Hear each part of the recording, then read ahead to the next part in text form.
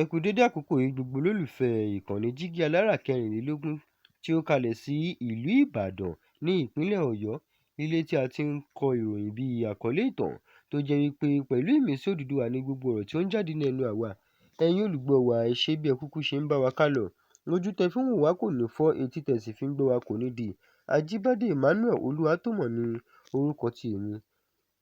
Ìròyìn tí mo sì mú wá fún yín lónìí ni Ọọ̀ni fi owó tó lé ní 100 mílíọ̀nù àti ọkọ̀ ayọ́kẹ́lẹ́ tó ṣe dáadáa ṣe àtìlẹ́yìn fún Sunday Ìgbòho lórí ìdàgbàsókè ẹgbẹ́ ààbò.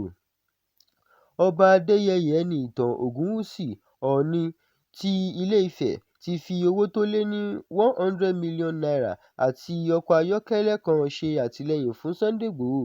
Gẹ́gẹ́ bí ìròyìn ṣe sọ, àtìlẹ́yìn náà jẹ́ láti ran Sunday Ìgbòho lọ́wọ́ nínú ìsapá tí ó ń kópa láti gbé ẹgbẹ́ ààbò tó jẹ́ irú ẹkùn ró.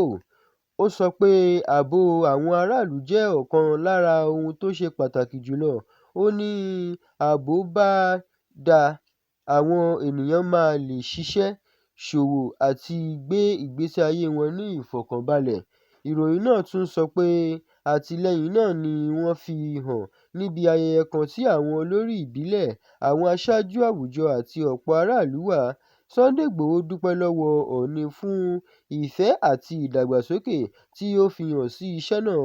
Ó ní àtìlẹ́yìn náà yóò fún ẹgbẹ́ náà ní agbára láti bá iṣẹ́ wọn lọ. Ó tún sọ pé ète ẹgbẹ́ náà ni láti ṣiṣẹ́ pẹ̀lú òfin àti láti ṣe ìrànlọ́wọ́ fún àwọn ẹ̀ka ààbò níbi tó yẹ.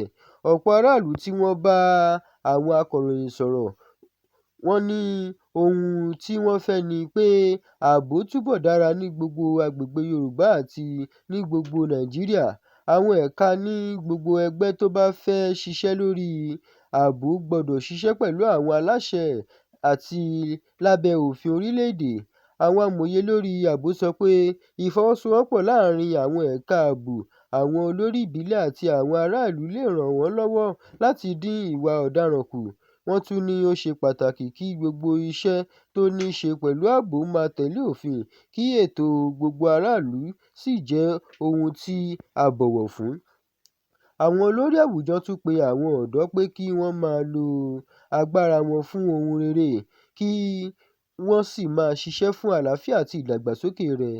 Wọ́n ní gbogbo ènìyàn ní ojúṣe láti fi ọwọ́ sowọ́pọ̀ pẹ̀lú àwọn aláṣẹ láti mú kí ààbò túbọ̀ lágbára sí i.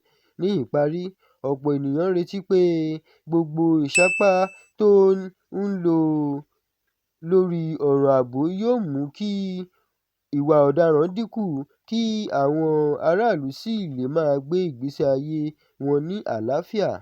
Báyìí ni a rí mọ fún orí ìròyìn ti òní.